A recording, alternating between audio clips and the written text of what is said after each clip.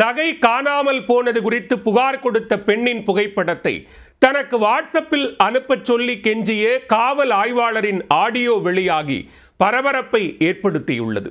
காவல் ஆய்வாளர் காத்திருப்போர் பட்டியலுக்கு மாற்றம் செய்யப்பட்டுள்ள நிலையில் பகீர் ஆடியோ விவகாரத்தின் முழுமையான பின்னணி என்ன? அந்த டிபி நல்லா தெரியறது மாதிரியே வைக்க வேண்டியதானே?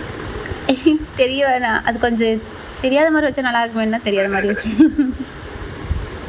சரி, அப்போலாம் வைக்கலாம் பரவாயில்ல, பட் ஃபோட்டோ மட்டும் எனக்கு சென்ட் பண்ணுங்க ப்ளீஸ். ஓகேங்க சார், ஓகேங்க சார், ப்ளீஸ் வா. ஓகே, சென்ட் பண்ணுங்க. கரூர் மாவட்டம் வெங்கமேடு மற்றும் வாங்கல் காவல் ஆய்வாளராக செந்தூர் பாண்டியன் பணியாற்றி வந்துள்ளார். வெங்கமேடு பகுதியைச் சேர்ந்த பெண்ணின் நகைகள் திருடப்பட்டது குறித்து அந்த பெண்ணின் தங்கை வெங்கமேடு காவல் நிலையத்தில் புகார் அளித்திருக்கிறார். நகை திருட்டு குறித்து காவல் ஆய்வாளர் செந்தூர் பாண்டியனும் பாதிக்கப்பட்ட பெண்ணின் தங்கையும் அடிக்கடி செல்போனில் பேசியுள்ளனர்.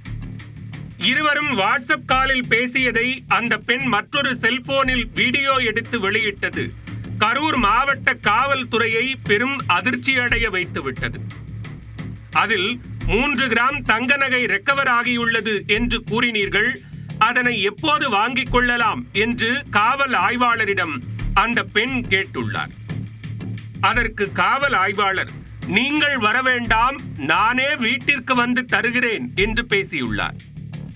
மேலும் சாப்பிட்டீங்களா இல்லையா எனவும் கேட்டுள்ளார். நீங்கள் உங்கள் போனில் வாட்ஸ்அப்பில் வைத்துள்ள டிபி புகைப்படம் சரியாக தெரியவில்லை, எனக்கு அதனை தனிப்பட்ட முறையில் அனுப்புமாறு காவல் ஆய்வாளர் செந்தூர் பாண்டியன் அந்த பெண்ணிடம் கேட்டுள்ளார். தற்போது இந்த ஆடியோ பதிவு சமூக வலைதளங்களில் வைரலாக பரவி வருகிறது. அந்த டிபி நல்லா தெரியறது மாதிரியே வைக்க வேண்டியதானே?